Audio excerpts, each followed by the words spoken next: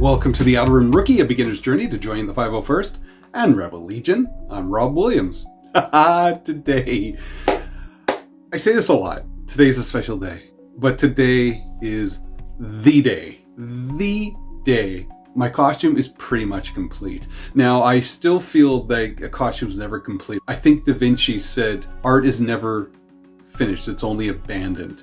And I'm not saying I'm abandoning this, first of all, but I'm just... it's done. I've already submitted it. It's approvable, it's wearable, and today I'm going to show you the Nien Nunb Costume complete. In this episode today, we're going to go over all the parts of the costume. We're going to go over from head to toe what I feel a Return of the Jedi Nien Nunb costume should look like. I'm so happy about this. All the research that went into it, all the building, I'm just super proud. And so let's get into the costume and show you bit by bit what it looks like. Let's go. In here is the costume. I just, this big giant buckets. It's got a few more stickers on it since the last time you saw it. Look at that sucker, huh? Ba, ba, ba. Ba-da-da. And of course, Rebel Legion right there. Let's open it up and show you what it looks like. All right, here we go. Let's start it up.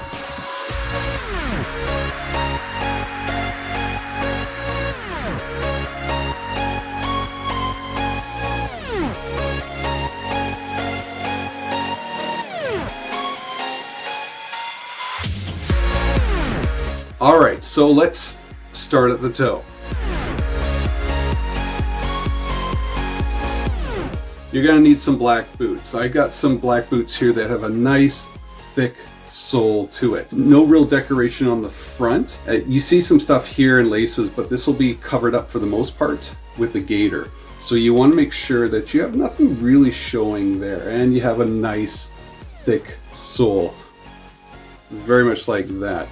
This type of brand of shoe is a Dexter. I'm not familiar with them. I just went to the local Mark's Work warehouse and bought some nice shoes. I already owned these before I even had the costume started. I just like these shoes.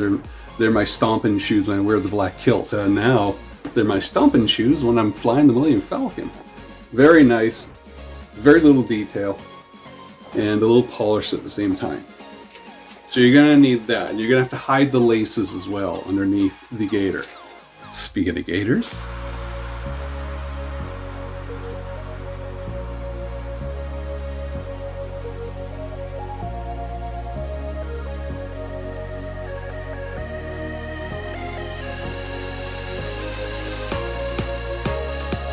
here's the gators here. Now, you have, oops, I've got them backwards here. They're supposed to go like this. First of all, the little tag here is supposed to be on the outside of the foot, so this would be my right, and this would be my left. All right. You have to make sure that in every Gator you have somewhat of a split down the middle there. So with the Gators, they're very much designed like a B-wing pilot Gator.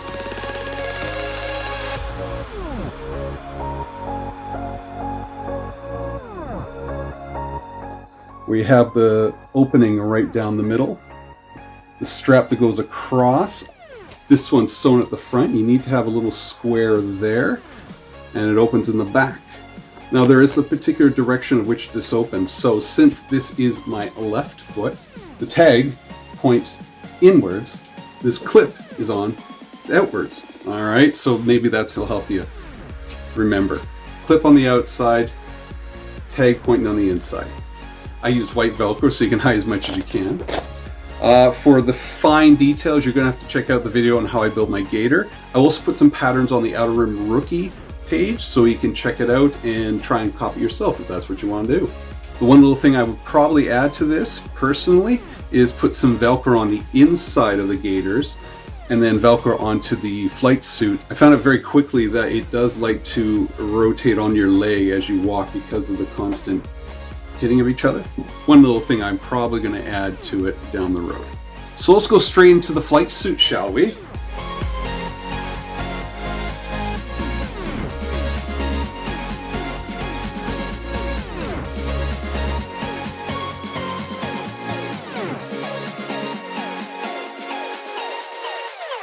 This is a flight suit I got from Herotex. Herotex, I believe, is located in Austria. Very well made, great quality. I had to request a couple things when designing this flight suit. First of all, one of the most important parts of this flight suit is the collar. It has to be rounded. You'll see that it's rounded on the bottom of the collars. This is very different than a typical, I believe, a typical B-wing pilot suit where it is cornered. But a B-wing pilot suit has all the right details. And I know Herotex does focus on Nien Nunb, especially since I believe the owner or one of the people that work there is a Nien Nunb cosplayer himself. I believe he's a part of the Rebel Legion. The pockets are all in the right place, on the arms too, and down on the legs. The pockets all have to be on the right place. Not only do you have to have a curved collar, but you also have to have this little flap here. The flap originally came to me pointed, but it needs to be flat. It needs to be rectangular as opposed to angular. That was the only adjustment I had to do to this flight suit. But there it is. Velcro on the front, zipper down the middle there, and I'll show you when I put this on how it looks. I did also have to adjust a couple more things. One, at the cuff. I added more Velcro at the cuff. I noticed that when I put my glove on, it started to get really baggy and puff up in certain areas. And talking to my friend Steve 3 and his wife Allie Williams, only Alley Cat, who's a professional cosplayer, she suggested I tighten it. I really tighten it up on the cuff, and it pulls it in and pulls it tight a little bit more, and it worked really well. And that was the same problem I had for the legs. I found that the legs were getting bunched up when I put the gaiters on. It'd start to get puffy. I had some stirrups, again, as requested by Steve and Allie, and it works amazing. Not too tight, but enough to pull my foot, and when you see the leg, it pulls a little tighter. All right, so this was extremely helpful. So adding some stirrups at the bottom and adding an extra bit of Velcro on the cuff, it was able to tighten on the arm and tighten on the leg. So it was extremely useful. So that's what I suggest. If you find it overly baggy, that might be one way. One thing I might try to adjust as well is the width of it. This thing gave me a badunk. That sounds so cool, didn't it? This thing looks really wide on me. I don't have a Kyle Ren physique, I gotta tell you that right now. But I might find a way to tighten up on the waist here and kind of pull in the butt and pull in the waist or so. So I haven't quite figured out how to do that. I'm going to talk to some seamstress friends of mine who are really good at this. There's the suit. Next, can't forget the belt.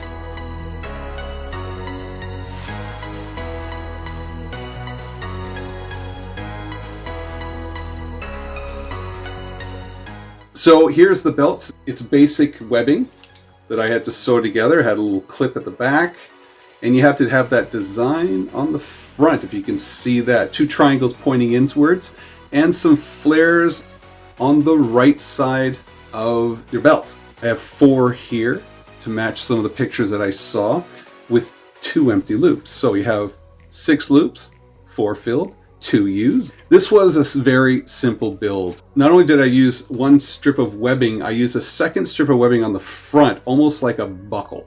So again, I made a video on how to build this. It's very straightforward, and there's also blueprints and sketches of how to build this as well. Again, check out Outer Rim Rookie Facebook site for all the details. One thing I would probably do in hindsight is maybe put some Velcro to keep it up. I do that with my scout costume. It just keeps it from sagging or dropping. I also might make it adjustable, maybe something you want to do. But right now it fits fine. I just gotta make sure I lay off a bit of the donuts and don't get too crazy at Christmas time, you know what I mean? The gloves.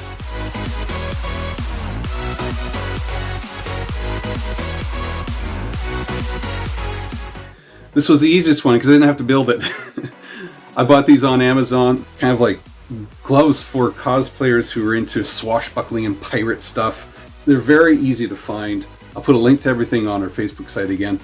It does have to flare out though, and that's the key. You can see it has a nice little flare to it. These are perfect lines down the back. It feels so good. And there's enough room for the voice box in this arm here, which I'll show you in a second. But gloves, very straightforward. There you go. Look at that, huh? Hmm? Gloves down. Next, the vest.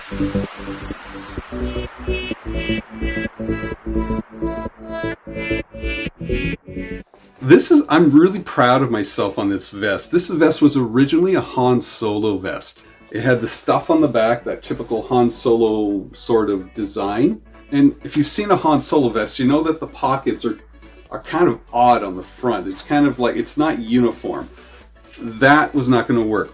Also, the Han Solo vest comes out and down.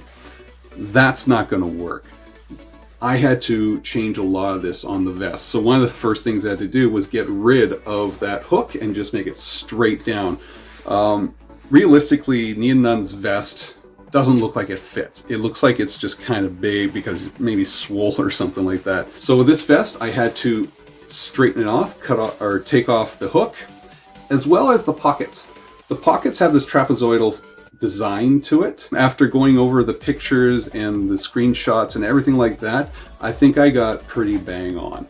The vest is supposed to fit pretty wide and snug. Just kind of comes out to here, about the nipple length right or so. Again, blueprints on Adam Rookie Facebook site. And that's the vest. The box. My special box, my Steve Kirk box. In here is the voice of Nien Nunb.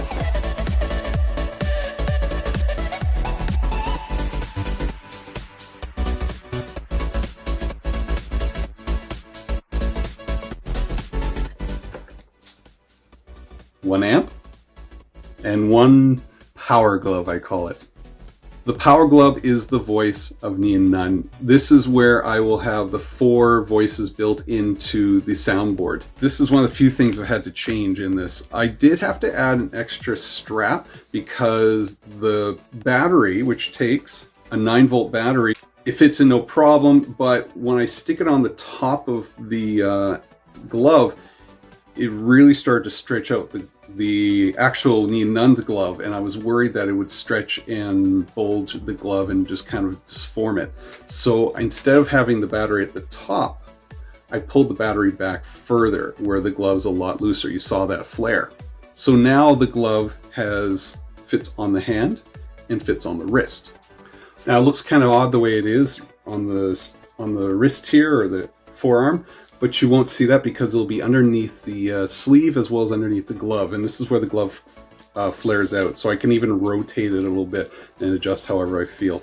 The reason, again, I had to do this is because this wire here, which was connected to the soundboard, it kept wiggling loose, and I kept having to solder the wire back onto it. It was a little bit frustrating, so with the help of my buddy Walt, we soldered it back on, zip tied it, and then just secured the wire to keep it from wiggling up here, and then hooked in here and just give it a nice little solid grasp and not move around a lot. Now this long wire here, it's still going. This has a special purpose, and I'll show you that later. But this goes to the voice box right here. Yeah. And it works like a charm. I'll show you where this goes later. I got it hidden. All right, now on to the big part. The piece de resistance.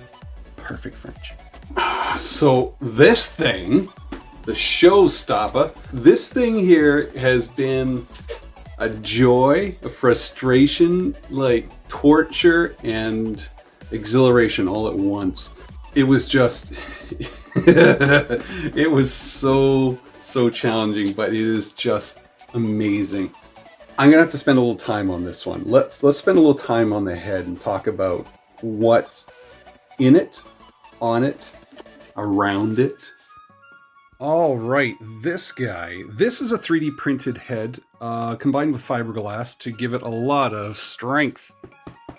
It is very tough, but what's also wonderful about it is it has some folds and bends built into it, and we'll get into that in a second. I really want to talk about this paint job. As you saw in one of the last episodes, Terry Chu of Panda Props did an amazing job with this paint job. It looks so realistic. He combined different skin tones. He made it He made it darker in real life. It looks a lot lighter on the screen here, but in real life it's much darker. And at first you're kind of thinking, well, is it going to work? Terry knows what he's doing. He knows that when you take a photograph with this guy, it's going to lighten. And he did an amazing job. He added crow's feet for the eyes. He shaped the eyes just a little bit more here. And he just did an incredible job. He gave a little bit of saliva moistness to the skin flaps here. And just wonderful, wonderful job. Incredible. So huge thank you to Terry for that.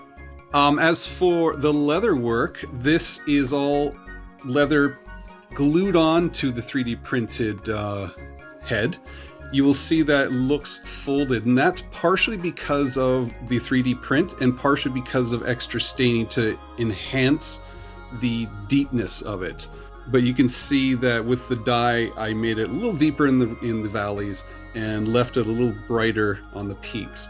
And this all these ridges that you see here on the top, again, that's part of the 3D printed head. But I had to add in the leather. With the help of Deo and my buddy Steve 3, they really guided me on what to do with this leather. Again, we added leather strips here, made it look a little looser inside the ear, just like it does in the movie, and enhanced the ridges. And it's just an amazing job. Again, look at those videos that I did in the past episodes to see the work and how it came about. Let's look inside, shall we? Yeah. All right, the inside of this guy. It looks a bit jumbled in here, but everything has a purpose. All right, first of all, we're going to mention that there is a hard hat crown to keep my head steady so it doesn't wobble too much and keep everything sort of movable and comfortable. It has an adjust in the back in case it's a little too loose or too tight. You'll notice the white spot right here. That's a battery pack to operate the fans. The battery pack looks a lot like this. This is the exact same size, just a different color. I got this online at Amazon. The company here is Lux2. It's actually got quite a charge. It's been holding it for about a month and a half now. I don't use a lot, but it's got quite the charge and it's easy to come out. It has some Velcro attached to the side here, so if I need it, I slip it out, plug it in, slip it back in. Got two fans in here. Originally had one, but it was getting kind of warm. I noticed with these hot summer days, a second fan would work. So I've got one over here, Velcro to the side, right beside his ear, and the same on the other side. I have the air pointing towards my face. Fans come from Henry's Helmet Fans. Really good job. Came with wires, came with fans, came with instructions, came with a sticker, came with a business card. How to turn on the fan, there's a little button inside here. It's got to dig for it. There you are. It's got a little button here that just kind of clicks on. And you can kind of hear it and clicks off. Simple as that. It sounds quiet here, but inside you can hear a bit of a hum. It is a little bit hard to hear when you're inside, but not too bad. But it's nice and cool. I can feel the air coming out right now. The eyes are the original eyes that were in here. They're tinted plastic mesh on them to kind of hide my eyes from the outsiders. As I told you before, there are earth magnets, 3 on this side and 3 on this side, but they weren't as strong, so instead I just strapped some elastic on the left and the right, and then it's Velcroed at the top, so when I want to put it on, I just pull it. It has a nice strong hold to it, but enough to get my head in. A nice little pullback, and as well as it keeps my face from falling off. So I had a bit of a challenge from my face just falling off my head. So these elastics will keep it tight on my head and not fall off and allow me to move my mouth when the time comes to. This black fabric here is meant to hide my face as I talk. I was wearing a balaclava for a little bit, but it does get super hot in there. So the black will hide my face and allow me to just kind of open and close. It hangs like a curtain. I had it glued to the chin, but it became too stressful, so I think it just hangs there. And since it's so black and there's no blemishes on it, you really don't see much. As my friend Deo said, make it look like a Muppet. So right here is where the chin will be placed to help me move the mouth.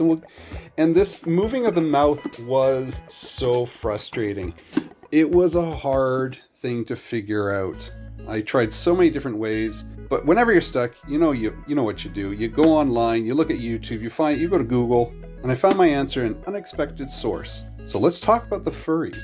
So let's talk about the furries. The furries are a community of fun-loving cosplayers themselves. They wear big, giant mascot costumes. They celebrate. They are who they are.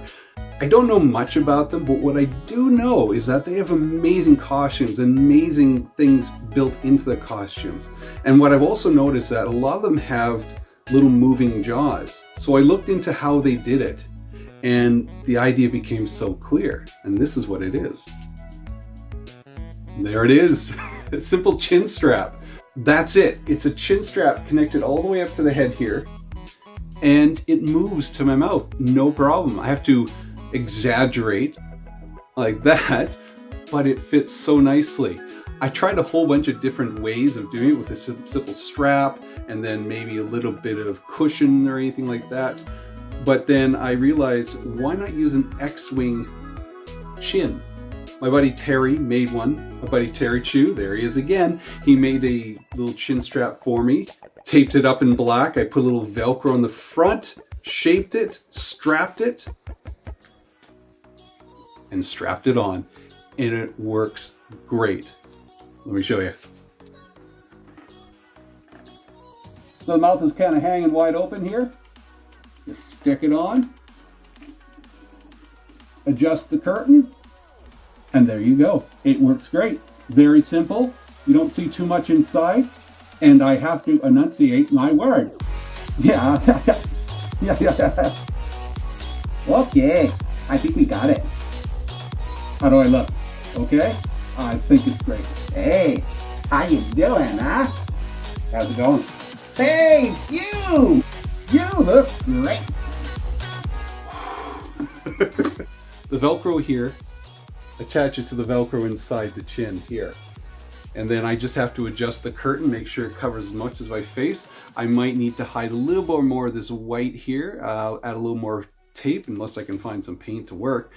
But man, oh man, I think I have a winner. Simple to wear, not too much, not too stressful to wear in the head. Keeps me cool and I look like a fool. I still have to work on my pantomime, but it's getting there. It's getting there. Just takes a little practice. But I think when people see him walking around with his mouth moving, that's just gonna blow him away already. So I have to practice those 4 sounds that I'm installing into the Power Glove. But man, work of art. I love it. I love it. How cool is that? Let's adjust the hair here.